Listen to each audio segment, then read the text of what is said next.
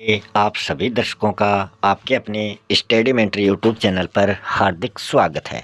आज के वीडियो में हम आपके सामने लेके आए हैं एनसीईआरटी कक्षा 12 विशेष हिंदी की जो पुस्तक है उसका अंतरा भाग 2 में पद्य खंड से संबंधित ये अपना अंतिम चैप्टर रहने वाला है। इस चैप्टर में हम बात करेंगे कवि घनानंद से संबंधित उनके कवित्व की, और इससे पहले ही हमने इस पुस्तक के 8 अध्याय कंप्लीट कर लिए हैं। अगर आपने वो वीडियो नहीं देखे हैं तो प्लेलिस्ट में जाकर वो वीडियो आप ज़रूर देखें। यहाँ पर हम उन्हीं महत्वपूर्ण क्वेश्चनों को लेकर आते हैं जो एग्ज़ाम की दृष्टि से आपके लिए इम्पोर्टेंट होते हैं। शेखावाटी मिशन 100 से इन क्वेश्चनों को जो सेवारत शिक्षकगण हैं उनकी टीम ने तैयार किया है ताकि जो बोर्ड के विद्यार्थी हैं उनको कुछ मदद मिल सके। तो यहाँ हम शुरू कर रहे हैं घनानंद के कवित्व से संबंधित कुछ इम्पोर्टेंट क्वेश्चन। पहला क्वेश्चन है, रीतिकाल की रीतिमुक्त काव्य धारा के प्रतिनिधि कवि कौन माने जाते हैं? तो वो माने जाते हैं घनानंद।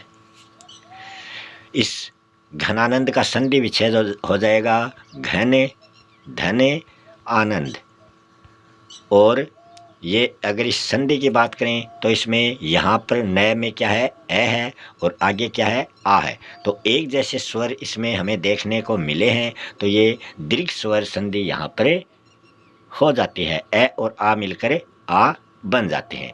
इसमें नए में न और ए मिला हुआ है, तो यहाँ आप देख सकते हैं ये ए और ये पहले वाला आ दोनों मिलकर आग हो गए, तो ये न जो था ये यहाँ पर ना बन जाता है, तो ये घना हो गया। आगे ये आ हट जाता है, आगे नंद, घनानंद ये हो जाता है। नेक्स्ट क्वेश्चन है, घनानंद दिल्ली के किस बादशाह के मीर मुंशी थे? तो वो मोहम्मद शाह के मीर मुंशी माने जाते हैं। नेक्स्ट क्वेश्चन है, घनानंद की प्रेमिका का क्या नाम था? तो वो नाम था उनकी प्रेमिका का सुजान। तो घनानंद की प्रेमिका कौन थी? सुजान थी। नेक्स्ट क्वेश्चन है, वृंदावन जाने के बाद में घनानंद किस संप्रदाय में दीक्षित हो गए? तो यहाँ हम बात करें निम्बार्क जो संप्रदाय है उसमें वो दीक्षित हो गए थे। नेक्स्ट क्वेश्चन है, कवि घनानंद के प्राण किसमें अटके हुए थे? तो वो उनके जो प्राण थे वो सुजान के दर्शन में अटके हुए थे, जो उनकी प्रेमिका दर्शाई गई है। तो यहाँ हम बात करें सुजान श्री कृष्ण को भी कहा गया है, और सुजान नाम की घनानंद की प्रेमिका भी थी। नेक्स्ट क्वेश्चन की हम बात करें, अब ना घिरत घन आनंद निदान को। यहाँ पर घन आनंद के नीचे आपको अंडरलाइन मिलेगा, तो इस अंडरलाइन वाले पंक्ति में आपको अलंकार बताना है। तो यहाँ हम बात करें, यहाँ श्लेष अलंकार का प्रयोग किया गया है। यहाँ घन आनंद के 2 अर्थ आपको मिलेंगे। तो इसके क्या अर्थ हैं ये आप प्लेलिस्ट में जाकर अलंकार से संबंधित उस टॉपिक को देखिए और समझिए कि श्लेष अलंकार क्या होता है। नेक्स्ट है, आनाकानी आरसी निहारिबो करोगे कोलों। यहाँ जो आरसी रेखांकित पद है उसका क्या प्रतीकार्थ है ये आपको बताना है। तो इसका जवाब हो जाएगा, अंगूठे में पहना जाने वाला शीशा जड़ा जो आभूषण होता है उसको आरसी कहा जाता है। नेक्स्ट है, कुक भरी मुक्ता बुलाए आप बोली है। पंक्ति में अलंकार आपको बताना है। तो यहाँ विरोध का आभास होने के कारण विरोधाभास अलंकार इस पंक्ति में माना जाता है। प्रेम की पीर के कवि घनानंद ही माने जाते हैं। पीर मतलब पीड़ा। नेक्स्ट क्वेश्चन है, कवि मौन होकर प्रेमिका के कौन से प्रण पालन को देखना चाहते हैं? तो इसका जवाब हो जाएगा, कवि मौन होकर प्रेमिका के उपेक्षा के प्रण को देखना चाहते हैं। प्रेमिका शीशा या अंगूठी के नगीने को देखकर प्रियतम की तरफ देखना ही नहीं चाहती है। वह कानों में रुई डालकर नायक की पूर्णतः उपेक्षा यहाँ पर कर रही है। कवि यह देखना चाहते हैं कि इस तरह का बहाना बनाकर कब तक वो उसकी नायिका जो है वो उपेक्षा करती रहेगी। नेक्स्ट क्वेश्चन है, घनानंद वियोग के कवि हैं, पठित पदों के आधार पर आपको बताना है। तो इसका जवाब हो जाएगा, कवि घनानंद सुजान से प्रेम करते थे, परंतु सुजान ने उसकी बेवफाई की, जिस कारण से उनका हृदय जो है वो वियोग वेदना से ओतप्रोत हो जाता है। मतलब जो सुजान उसकी प्रेमिका थी, उसने कवि घनानंद से बेवफाई कर ली और वो किसी और के साथ चली गई। इसलिए उसकी यादों में सुजान चरित काव्य की रचना घनानंद ने की और इनकी रचनाओं का जो प्रमुख आधार माना जाता है, जो स्तंभ माना जाता है, वो सुजान को ही माना जाता है। अतः उन्हें वियोग वेदना का कवि भी माना जाता है। इनकी कविता में प्रिय की निष्ठुरता का, अपनी व्याकुलता का, प्रिय के दर्शन की लालसा का व प्रिय के सौंदर्य का जो मार्मिक चित्रण किया गया है, वो देखने लायक यहाँ पर दिखाया गया है। फिर आपसे एक पद्यांश इस पाठ्य पुस्तक से संबंध दिया जाएगा और उसकी व्याख्या आपको करनी होगी। तो यहाँ ये पद्यांश जो है ये घनानंद के कवित्व से दिया गया है। इसको आप ध्यान से पढ़ें, इनके जो कठिन शब्द हैं उनके अर्थ को समझें और फिर आप संदर्भ में लिखेंगे।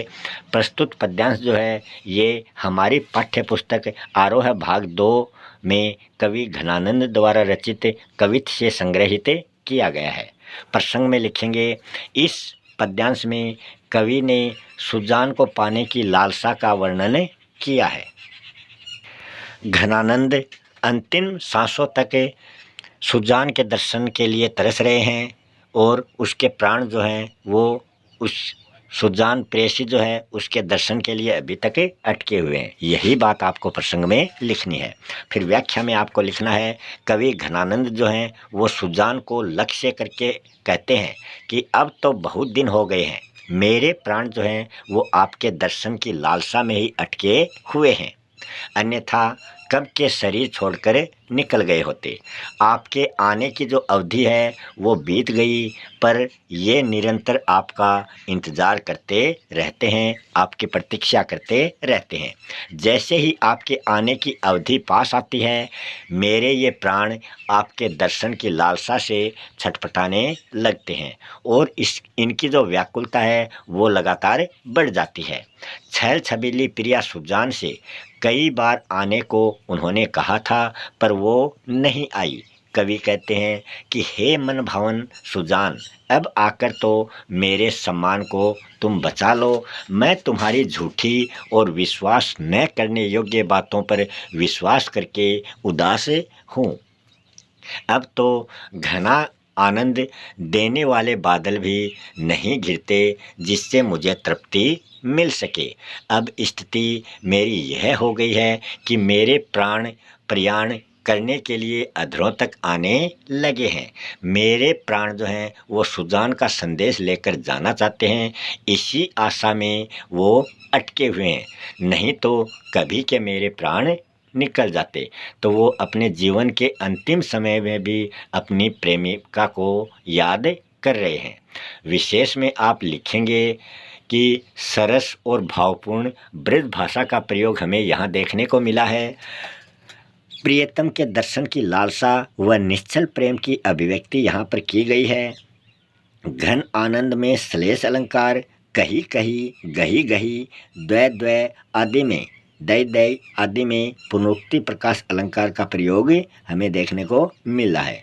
अवधि, आसपास, पयान प्राण और चाहत चलन, यहाँ पर अनुप्रास अलंकार द्रष्टव्य है और कवित छंद वियोग श्रृंगार रस का प्रयोग इस पद्यांश में, इस कवित्व में हमें देखने को मिला है। नेक्स्ट क्वेश्चन है, कवि घनानंद का साहित्यिक परिचय आपको बताना है। तो इनका साहित्यिक परिचय हम देखें, घनानंद जी का जन्म सन 1673 ईस्वी को होता है। वे रीतिकाल की जो रीतिमुक्त काव्य धारा है उसके प्रमुख प्रतिनिधि कवि माने जाते हैं। घनानंद जो हैं वो मूलतः प्रेम की पीड़ा के कवि माने जाते हैं, क्योंकि उनको प्रेम में धोखा मिला था, उसकी पीड़ा जो है उनको लगातार खाए जा रही थी। वियोग वर्णन में उनका मन अधिक रमा है।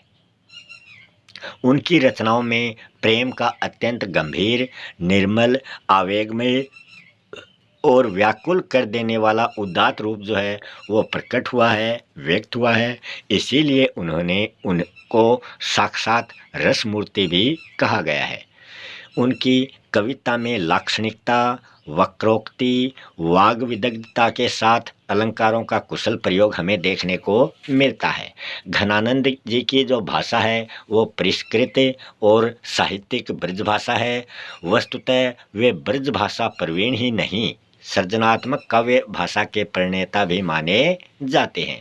अगर हम घनानंद जी की रचनाओं की बात करें तो उनमें है सुजान सागर, विरह लीला, कृपा कांड, निबंध और रस केलीवली, ये इनकी प्रमुख रचनाएं हैं। तो इसी प्रकार आज का अपना ये वीडियो यहीं पर समाप्त होता है। अगर आपने अभी तक चैनल को सब्सक्राइब नहीं किया है तो कृपया करके चैनल को सब्सक्राइब कर लें और आने वाले वीडियो की सूचनाएं तुरंत प्राप्त करने के लिए बेल आइकन को भी दबा लें। मिलते हैं अगले वीडियो में किसी नए टॉपिक के साथ। तब तक के लिए आप सभी दर्शकों का बहुत बहुत धन्यवाद।